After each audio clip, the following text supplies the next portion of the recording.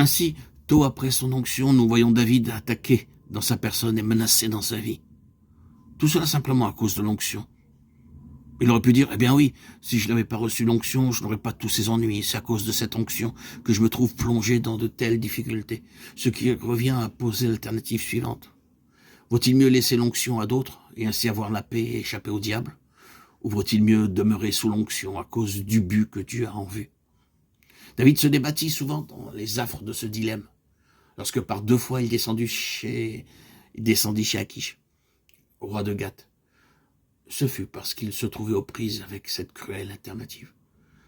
Les conséquences de l'onction se présentaient à lui sous un jour si aigu que l'homme charnel qui était en lui ne put y tenir et chercha son salut dans la fuite. Sa foi chancela et s'en fut chercher un chemin plus facile, un abri contre les conséquences de l'onction. Peut-être nous arrivera-t-il plus d'une fois de nous trouver dans une semblable situation. Si seulement Dieu ne m'avait pas mis sur cette affaire, s'il ne m'avait pas mis cette affaire sur les bras, serons-nous tentés de nous écrier comme ce serait beaucoup plus facile? Ouais.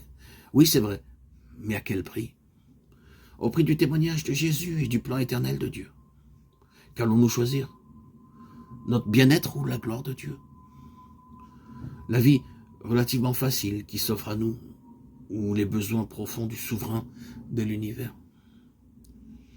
N'oubliez pas que l'onction qui est à l'origine de cet antagonisme spirituel et qui nous vaut constamment de nouvelles luttes porte avec elle le secret du triomphe fatal. Ce ne sont pas nos capacités, répétons-le, ou nos ressources personnelles qui nous assureront la victoire, c'est l'onction. Notre courage pourra vaciller, c'est vrai, comme celui de David. Nous serons parfois tout à l'opposé du triomphe. Nous pourrons nous sentir désarçonnés intérieurement.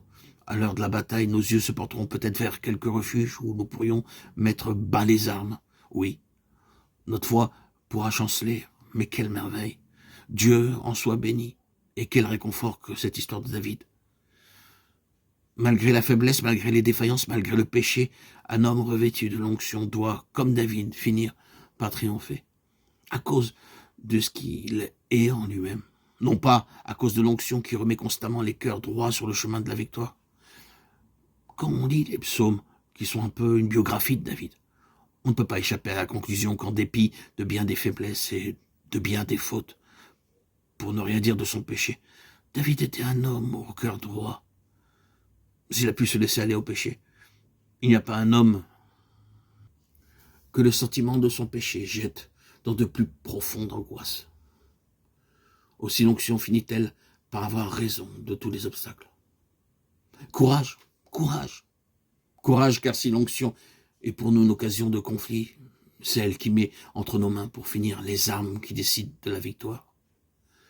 Dieu peut, à cause de l'onction qui repose sur nous, désirer nous avoir au cœur de la mêlée. Mais ce n'est pas pour nous abandonner à nos propres forces ou pour que nous nous tirions d'affaire avec nos pauvres ressources humaines.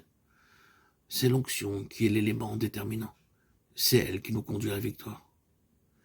Et pour finir, nous serons tous bien obligés de le reconnaître et de dire, Seigneur, si j'ai fini par triompher, je n'y suis pour rien.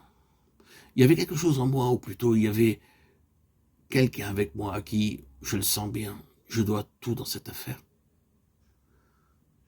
Dieu soit loué pour cette onction bénie.